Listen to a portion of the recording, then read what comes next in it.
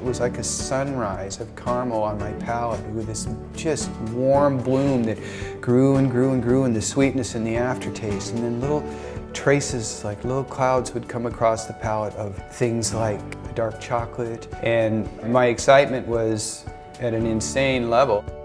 My name is David Schomer, and we're in Seattle at my Bricks location. And I start each day with espresso macchiato.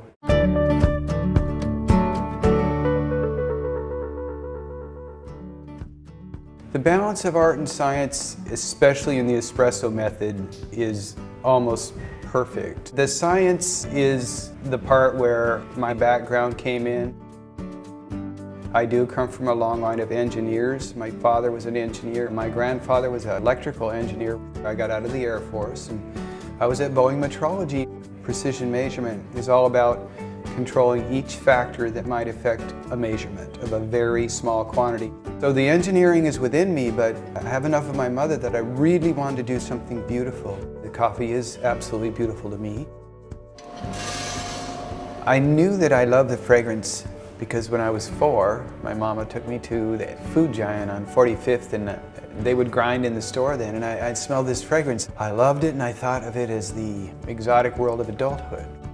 My passion remains to preserve the fragrance into a cup to enjoy as a flavor and aroma experience, which is very technical and extraordinarily difficult.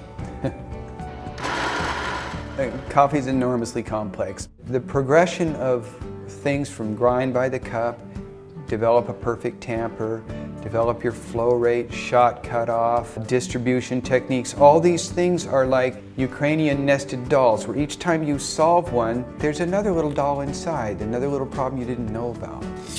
The entire list is rather exhaustive, and so I've had to create all this technique and innovate on equipment and push with every avenue I could find to move this thing forward.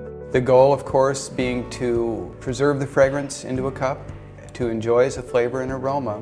I want that, and I will not be happy till I have that in every cup. That roasting is the creation of the flavors, and they are locked within the coffee bean.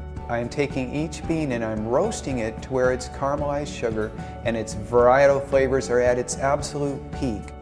But the espresso method is the only one that can preserve the entire fragrance into a cup. That roasting philosophy and the dedication to sweet coffee, kind of like in life, the sweetest people and things are often the most perishable. Very true with coffee. I'm sort of watching myself hand the baton to the next generation. I train these young people every single day.